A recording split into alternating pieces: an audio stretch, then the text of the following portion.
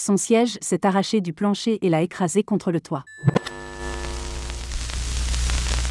Survivant d'un accident d'avion, quelle est votre histoire? J'étais commandant de bord d'un petit Cessna et j'emmenais mon père faire son premier vol touristique par un soir d'octobre. Il avait déjà pris la place arrière lors d'une de mes séances d'entraînement, mais c'était la première fois que nous étions seuls tous les deux et que nous avions la liberté d'agir à notre guise. Au bout d'un moment, j'ai remarqué que le moteur avait perdu 300 tours minute. J'ai poussé l'accélérateur au maximum, pas de changement. J'ai activé le chauffage du carburateur, mais toujours rien. J'ai commencé à retourner à l'aéroport, mais comme la puissance diminuait lentement, j'ai su que nous n'arriverions pas à rentrer. Conclusion, je devais faire atterrir cet engin en urgence quelque part. Il faisait nuit. Au-dessous de moi, il y avait des parcelles de champs et de forêts, et je ne pouvais pas distinguer les unes des autres dans l'obscurité du soir. J'ai opté pour le seul endroit bien éclairé dans les circonstances, l'autoroute. J'ai lancé mon appel d'urgence et j'ai obtenu une réponse. J'ai raconté à mon père ce que je m'apprêtais à faire et j'ai commencé à piloter l'avion. Au moment où j'ai effectué ma soi-disant approche finale, le moteur tournait à peine à 1000 tours minute. Il ne me restait plus qu'à suivre un léger virage de l'autoroute vers la gauche, juste après un viaduc, et j'aurais 3 voies de circulation libres pour atterrir et probablement surprendre quelques automobilistes au passage. D'énormes barres noires sont soudain apparues dans mon champ de vision, suivies d'éclairs lumineux blancs. L'avion venait de percuter des lignes à haute tension. Le temps que je finisse de crier, l'avion s'est renversé dans un fossé latéral et s'est écrasé contre une clôture. Les ambulances sont arrivées en moins d'une minute, nous ont sortis, mon père et moi, et nous ont emmenés à l'hôpital. Je me suis réveillé dans une chambre d'hôpital faiblement éclairée à cause de la panne d'électricité que je venais de provoquer dans toute la ville, ce dont je me suis rendu compte une fois que toutes les autres lumières se sont allumées tard dans la nuit et que les infirmières se sont réjouies du rétablissement du courant. Je n'ai rien cassé, mais j'ai eu des douleurs et des raideurs pendant quelques semaines, et mon dos a eu tendance à se bloquer pendant plusieurs années. Mon père a eu quelques fractures, mais il a été jugé stable et prêt à se rétablir chez lui. Cependant, il a succombé à ses blessures de manière soudaine et inattendue une semaine plus tard. Je n'ai pas piloté d'avion depuis, et je n'en ai aucune envie. Je peux être passager d'un avion de ligne ou d'un petit avion commercial sans problème, mais je n'ai plus envie de voler. Ma mère possédait quelques avions et un hangar à l'aéroport de notre petite ville. Pendant mon enfance, j'ai passé beaucoup de temps à l'aéroport, à laver des avions, à nettoyer des hangars, etc. Par une chaude après-midi d'été, au milieu des années 1980, nous avions prévu de faire un petit vol à bord de son Piper J3 Cube. Je m'asseyais toujours à l'avant pour avoir une meilleure vue et ma mère, la pilote, s'asseyait à l'arrière. Je me souviens de la préparation du vol et que nous avons un peu roulé sur la piste, mais rien d'autre. Le reste de l'histoire m'a été raconté par quelqu'un d'autre. Ni ma mère ni moi ne nous souvenons de l'accident proprement dit en raison du traumatisme crânien massif que nous avons subi.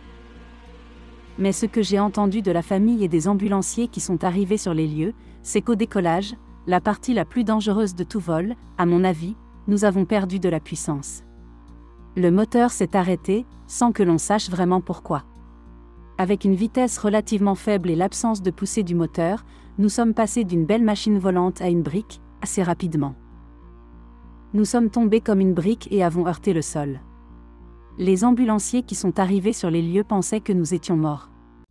Les choses ne s'annonçaient pas du tout bien pour nous, mais après un transport en hélicoptère vers l'hôpital le plus proche, nous sommes toujours en vie et nous respirons encore aujourd'hui. J'ai passé environ 5 semaines à l'hôpital, mais je ne me souviens que des 2 dernières. Pour me rappeler de ce qui s'est passé, j'ai des énormes cicatrices sur la lèvre inférieure et le menton, ainsi qu'une bosse sur le côté de la tête. J'ai été victime d'un accident d'avion en 2013. 3 amis et moi avions pris un Cessna pour nous rendre à l'intérieur de la Colombie-Britannique pour un long week-end. Un ami avait sa licence de pilote privé. Le jour où nous rentrions chez nous, il faisait très chaud et l'avion était, selon les enquêteurs, surchargé et suralimenté pour la chaleur et l'altitude. Une fois que nous avons atteint 2000 pieds au-dessus du décollage, nous avons commencé à perdre de la vitesse. Le pilote a paniqué et a effectué quelques virages serrés pour tenter de gagner de la vitesse, mais l'avion a perdu presque instantanément toute son altitude. À quelques centaines de pieds et en descente rapide, le pilote a pris pour cible un champ de fermiers. Il a réussi à se stabiliser à la hauteur d'un arbre, mais nous étions rapidement à court de terrain. Une centaine de mètres avant l'extrémité du champ, il a laissé tomber l'avion au sol, le nez s'est enfoncé et nous avons été projetés vers l'avant de l'avion. Je m'en suis sorti indemne, avec de légères contusions dues à la ceinture de sécurité et quelques petites égratignures. Le pilote a eu une belle coupure et s'est cogné le genou sur le tableau de bord. La passagère avant, ma femme, a été la plus touchée. Son siège s'est arraché du plancher et l'a écrasé contre le toit. Les ligaments d'un côté de son cou ont été déchiquetés, sa colonne vertébrale a été comprimée et elle a subi une grave commotion cérébrale. Les ligaments étaient endommagés et causent encore des problèmes 5 ans plus tard. Mais les problèmes consécutifs à la commotion cérébrale sont bien pires. Voir un être cher perdre la capacité de lire, de se souvenir de ce qu'il a mangé au petit déjeuner ou de savoir s'il a pris un petit déjeuner, de conserver un semblant de stabilité émotionnelle ou même de faire quelque chose comme jouer à un jeu de société pour passer le temps a été la pire chose que j'ai jamais vécue. Il a fallu 2 ans pour que les choses reviennent à ce que je pourrais appeler la normale. Nous revenions d'un voyage de noces aux Bahamas. Notre Cessna monomoteur nous avait permis de nous y rendre à plusieurs reprises. Lors de ce voyage, le train d'atterrissage ne s'est pas déployé.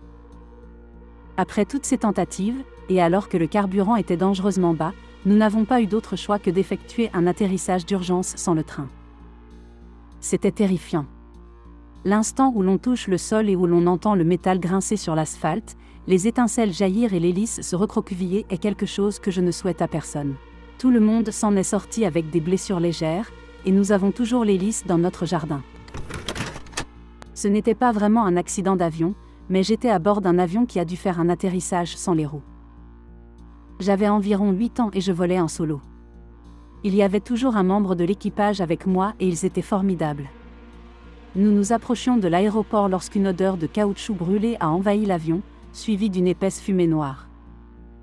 Ce qui est étrange, c'est que je ne me souviens pas que les gens aient paniqué. Je me souviens seulement que le pilote a annoncé qu'une des roues ne s'abaissait pas, et que nous n'avions pas assez de carburant pour continuer à tourner en rond. Puis il a dit quelque chose comme « Nous allons procéder à un atterrissage d'urgence et nous serons au sol sous peu et en toute sécurité. » Puis nous avons atterri. Je ne me souviens pas que l'atterrissage ait été brutal ou incontrôlé. Nous avons juste atterri, mais c'était bruyant. Ensuite, nous avons sauté sur le toboggan d'urgence pour sortir, ce que j'ai trouvé génial à 8 ans. J'ai été victime d'un accident d'avion à l'âge de 9 ans. C'était un petit avion dans lequel nous étions seuls, mon père et moi. L'avion avait 4 portes et une hélice. Ce genre d'avion. Nous étions à environ 1000 pieds au-dessus de la baie de San Francisco, le moteur s'est arrêté et l'avion a commencé à tomber. Nous nous sommes approchés de l'eau pendant que mon cerveau de 9 ans était en train d'appréhender le concept de la mort et d'autres choses dans le genre. Nous sommes rentrés dans l'eau, l'avion a sauté plusieurs fois et l'eau a commencé à envahir le plancher. Mon père et moi sommes sortis de l'avion et sommes restés assis sur l'aile en train de couler pendant environ 30 minutes. La côte était à des kilomètres, mais nous n'avions pas d'autre choix, mon père m'a dit qu'on allait devoir nager. L'eau était glaciale en octobre, puis un pilote à bord d'un hélicoptère nous a survolés et a tenté de nous larguer des gilets de sauvetage. Après avoir nagé pendant 500 mètres en t-shirt et en short, nous sommes tombés sur une vasière et nous nous sommes traînés dessus. Nous avons attendu un moment, puis un bateau du département de la pêche et de la chasse est passé à la traîne, à la recherche de chasseurs illégaux. C'est ainsi que nous avons été sauvés. En rentrant chez moi, j'ai pris la meilleure douche de ma vie. J'ai maintenant 19 ans et j'ai toujours une phobie de l'avion. La cause de l'accident ? La condensation dans les réservoirs de carburant de l'avion a mis de l'eau dans le moteur, ce qui l'a tué en plein vol. Ils n'ont pas réussi à récupérer l'avion, mais ils ont réussi à le sortir de l'eau pour voir s'ils pouvaient en déterminer la cause. À ce stade, l'avion était bien trop endommagé pour être autre chose que de la ferraille. Sur une note positive, cet accident m'a donné une nouvelle perspective sur la vie et m'a montré que la vie peut être enlevée aussi facilement qu'elle est donnée. Vivez chaque jour comme si c'était le dernier. J'étais à bord d'un monomoteur Cessna 210, ma famille effectuait la dernière étape d'un voyage de 2 semaines en camping. Mon père, qui pilotait l'avion, avait amorcé la descente, lorsqu'à 3000 pieds d'altitude, notre moteur s'est mis à cliqueter de façon incontrôlée. Le jeune homme de 10 ans que j'étais se souvient d'avoir vu la jauge de température d'huile dans le rouge, sans en comprendre la signification. Comme le cliquetis s'aggravait, mon père a coupé le moteur et a envoyé un mayday à la tour par radio. C'est à ce moment-là que j'ai commencé à prier. Nous n'étions plus qu'à 5 km environ de notre destination finale, mais nous devions faire un atterrissage d'urgence dans un champ. Je me souviens d'avoir regardé le sol par la fenêtre en pensant à mon chat, et d'avoir vu ma mère se pencher en arrière depuis le siège du copilote pour nous dire, à mon frère et à moi, de lever les jambes pour nous préparer à l'impact. Mon père a échangé quelques mots avec le contrôleur, puis il a arrêté le reste de l'avion. Nous avons touché le sol un peu vite, à 80 nœuds, la vitesse normale est de 65 à 70 nœuds. Lorsque j'ai repris mes esprits, tout était étrangement sombre et j'étais suspendu à l'envers. Mon père a pratiquement arraché les portes de l'arrière de l'avion pour nous sortir, mon frère et moi. Ma famille était secouée, mais elle allait bien. Le fermier est apparu quelques minutes plus tard, absolument stupéfait. Puis, 5 hélicoptères de presse ont commencé à tourner autour de l'avion. La circulation était bloquée sur des kilomètres autour du champ. Puis les ambulanciers sont arrivés. Ma mère aime plaisanter sur le fait qu'ils étaient un peu déçus de trouver des victimes d'un accident d'avion debout en train de discuter. La blessure la plus grave est ma lèvre coupée, que j'ai entaillée avec mes propres dents sous l'effet de la secousse. La femme du fermier nous a donné, à mon frère et à moi, des morceaux de fromage et des bâtonnets de miel que je ne peux toujours pas manger. Et la première chose que j'ai faite en rentrant à la maison a été de serrer mon chat dans mes bras, comme le fait un enfant de 10 ans. En ce qui concerne mon histoire personnelle, j'ai obtenu ma licence de pilote il y a 3 ans, à l'âge de 18 ans. Je suis maintenant à l'école pour devenir ingénieur aérospatial et j'espère un jour concevoir des avions qui sauveront des gens comme celui qui m'a sauvé la vie. L'avion a connu une défaillance des plus élégantes, et grâce à la rapidité d'esprit et à l'entraînement de mon père, nous avons pu regagner le sol en vie. Et pour ceux qui se demandent ce qui est arrivé à l'avion, un objet non identifié a obstrué le filtre à huile du moteur, ce qui a entraîné la surchauffe d'un piston, qui s'est rompu et a percé un trou sur le côté du moteur. Mon père venait tout juste d'obtenir sa licence de pilote pour piloter des avions monomoteurs. Nous volions avec un couple d'amis de mes parents, moi, l'autre couple, 5 dans un avion à 4 places. On volait de notre domicile à une université située de l'autre côté du pays. Pendant que nous volions, nous ne consommions apparemment pas trop de carburant. À un moment, mon père est passé devant un aéroport, mais il a décidé de ne pas faire le plein puisque nous devions avoir assez de carburant pour atteindre le prochain. Par la suite, le vent de face s'est levé et nous avons commencé à consommer plus de carburant. La quantité de carburant diminuait de plus en plus à mesure que nous approchions de notre destination, pour finalement s'épuiser à quelques kilomètres de l'aéroport vers lequel nous nous dirigions. Même si j'avais 6 ans, je me souviens très bien du moment où le moteur s'est arrêté. Les petits avions à 4 places sont assez bruyants et il peut être difficile de se parler à l'intérieur. Lorsque le moteur s'est arrêté, tout est devenu très silencieux et on pouvait juste entendre le vent passer à l'extérieur. C'était la nuit et mes parents essayaient de rester très calmes, en partie pour mon bien, mais je me souviens que mon père a dit « Mayday » à la radio en relatant notre situation. Nous pouvions voir les lumières de l'aéroport au loin, mais nous perdions de l'altitude alors que nous descendions silencieusement. Il y avait surtout des arbres en dessous de nous, mais c'était difficile à voir parce qu'il faisait totalement noir. Devant nous, il semblait y avoir une grande zone sombre qui ne semblait pas contenir d'arbres, une colline menant à la piste, puis la piste. Au fur et à mesure que nous nous rapprochions, il devenait évident que nous n'allions pas atteindre la piste. Nous avons évité les arbres, heureusement, car cela se serait certainement mal terminé, mais nous nous sommes écrasés dans la zone sombre avant la colline. Il s'est avéré que la zone sombre était un réservoir qui avait été récemment vidé après avoir été plein pendant plus de 20 ans. Je ne sais pas à quoi aurait ressemblé un atterrissage dans l'eau, mais j'imagine que ce n'est pas très bon pour la santé.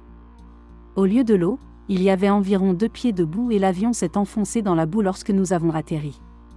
Le train d'atterrissage a été arraché et l'avion s'est retrouvé le nez en avant dans la boue. Étonnamment, les seules blessures ont été un bras cassé pour l'ami de mon père et ma mère s'est cassé le nez sur mon dos lorsque nous avons heurté l'avion. J'étais assis sur ses genoux puisque nous étions 5 dans un avion à 4 places. Comme mon père avait déjà alerté les services d'urgence par radio, les pompiers et les ambulances étaient déjà sur place. Ils ont lancé une corde en bas de la colline et ont pataugé dans la boue pour venir nous chercher. Ils nous ont ensuite mis dans une ambulance et nous ont emmenés à l'hôpital. J'ai fini par passer la nuit à l'hôpital pour qu'ils puissent s'assurer que mon dos n'avait pas été blessé dans l'accident. Mais tout s'est bien passé, même si je me souviens avoir été un peu effrayée lorsque je me suis réveillée le matin et que mes parents n'étaient pas encore rentrés à l'hôpital, ayant passé la nuit à l'hôtel. Lorsque j'ai demandé à ma mère pourquoi mon père ne parle jamais de cette journée, elle m'a répondu qu'il était un peu sensible à ce sujet, car cela lui rappelait la fois où il avait failli tuer toute sa famille. Merci d'avoir écouté jusqu'à la fin, n'hésitez pas à vous abonner et à aimer la vidéo. Vous pouvez aussi partager vos propres histoires en commentaire et suggérer des thèmes pour les prochaines vidéos.